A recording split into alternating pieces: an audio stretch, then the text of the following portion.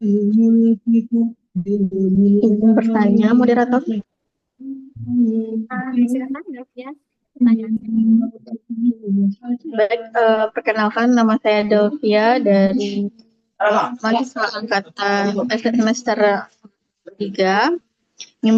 Bertanya mengenai bagaimana pengawasan dan regulasi yang ada untuk mencegah praktik akuntansi kreatif yang merugikan suatu perusahaan. Ulangi. Bagaimana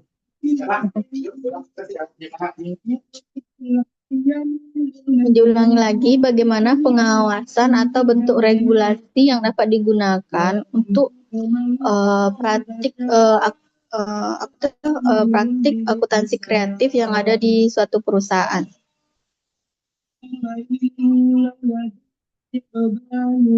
Sudah jelas kan? Bagaimana regulasi pengawasan dan regulasi Atau yang digunakan? ya, benar. Terima kasih. Ya, terima kasih pertanyaannya. Bagaimana regulasi praktik akuntansi kreatif di perusahaan gitu ya? Sebenarnya perusahaan itu kan kalau di audit itu ada standar akuntansi yang menggunakan SAK etap. Untuk perusahaan yang lebih kecil ada yang menggunakan IFRS gitu ya. Tapi pada umumnya semuanya mengacu pada PABU, prinsip akuntansi yang berlaku umum gitu ya. Kalau SAK etap dan IFRS itu ada beberapa metode pengakuan yang berbeda, tetapi tidak intinya mereka semua itu tetap mengacu pada prinsip akuntansi yang berlaku umum. Nah, bagaimana regulasi itu sebenarnya tergantung lagi kepada manajemen. Bagaimana manajemen menyikapi perubahan-perubahan akuntansi yang terjadi setiap tahunnya gitu. Kalau tahun 2020-an itu ada namanya PSAK 73 ya. Saya nggak tahu teman-teman udah belajar PSAK di tahun ini apa gimana gitu. Nah, kalau PSAK 73 itu kan pengakuan sewa gitu. Pengakuan sewa yang berbeda atas hak guna gitu. Nah, itu kan sebenarnya balik lagi bagaimana perusahaan menyikapi perubahan-perubahan yang terjadi gitu ya.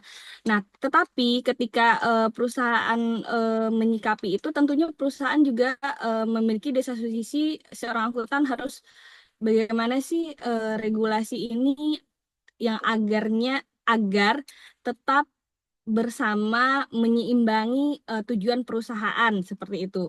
Baik lagi ketika kita akuntansi kreatif ini mengikuti aturan-aturan yang ada, itu tentunya mengikuti aturan dan tetap memikirkan bagaimana keberlangsungan usaha, gitu kan. Tetapi pada intinya tetap harus mengikuti prinsip akuntansi yang berlaku umum, tidak apa namanya,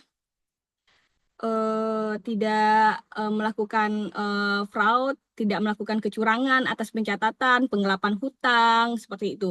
Tidak melaporkan rekening koran. Beberapa perusahaan itu misalnya nih, mereka punya beberapa rekening koran, tetapi yang dilaporkan dalam laporan keuangan itu hanya satu. Berarti ada, misalnya kalau dia punya dua, berarti yang dilaporkan satu, ada satu lagi laporan keuangan yang tidak dilaporkan. Nah, biaya pada laporan keuangan ini bagaimana? Gitu. Nah, tujuannya apa? Karena eh, semua yang terjadi transaksi di dalam laporan keuangan itu harus dilaporkan. Nah, balik lagi, sebenarnya akuntansi kreatif ini eh, balik lagi kepada pribadi atau manajemen masing-masing. Mereka mau tetap mengikuti aturan atau mengikuti aturan tetapi tetap menyeimbangkan kebutuhan mereka masing-masing, seperti itu. Apakah ada? Halo? Terima kasih, Bu. Terima kasih, Bu. Apakah masih ada pertanyaan? Seperti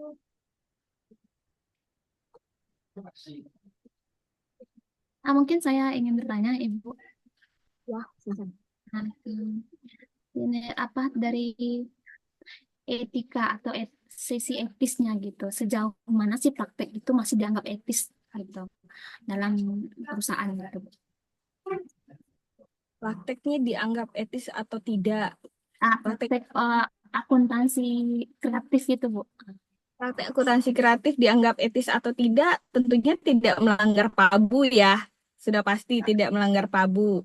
Ketika di dalam lingkungan realitanya kan sebenarnya akuntansi ini kalau akuntansi itu digandengkan finance, accounting, dan tax gitu ya.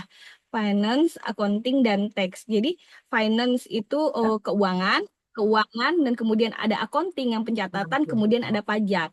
Nah, tiga hal ini harus dipertimbangkan. Tidak merugikan perusahaan dari segi finance, tidak merugikan, tidak melanggar prinsip akuntansi yang berlaku umum, dan tidak melanggar teks seperti itu. Jadi tiga hal ini kalau secara prakteknya itu harus tetap sejalan. Seperti itu, Delvia. Sorry, seperti itu, Sari. Oke, terima kasih, Bu. Apakah yang lain masih ingin bertanya? Ada yang ingin ditanyakan? Silakan.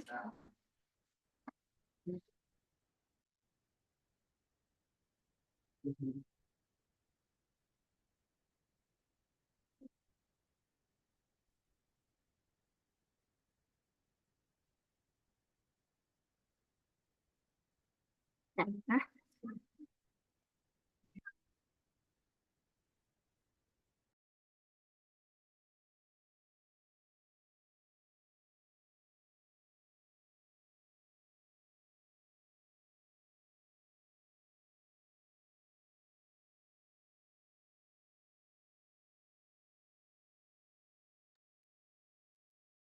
bagaimana? Ada yang ingin bertanya?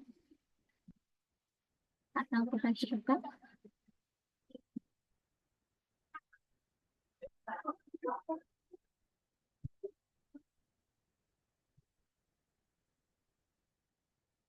Oke.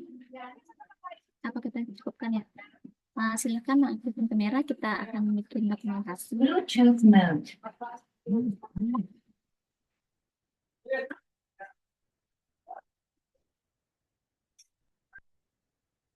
Mulai dari slide pertama ya.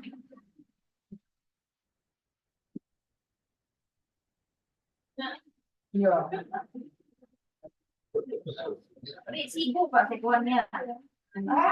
Pak Sekuan dah lagi boleh dong.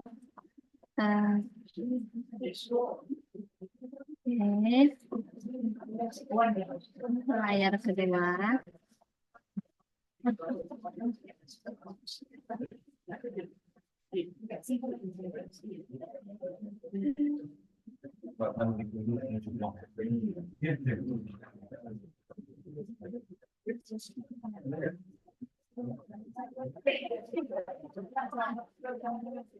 Apakah masih ada yang ingin bertanya? Tidak, kita cukupkan ya.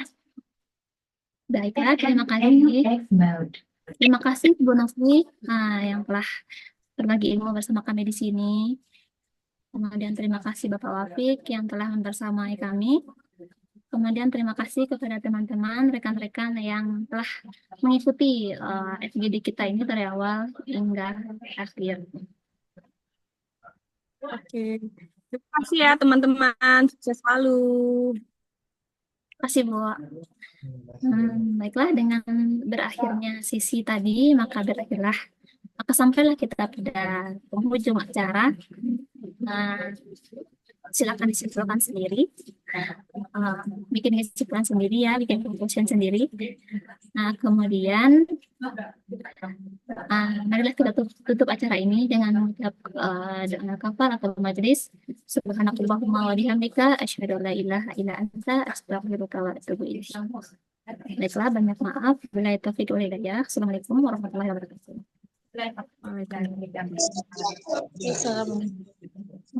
Waalaikumsalam warahmatullahi wabarakatuh. Absennya belum ya. Maaf ya, absennya belum ya.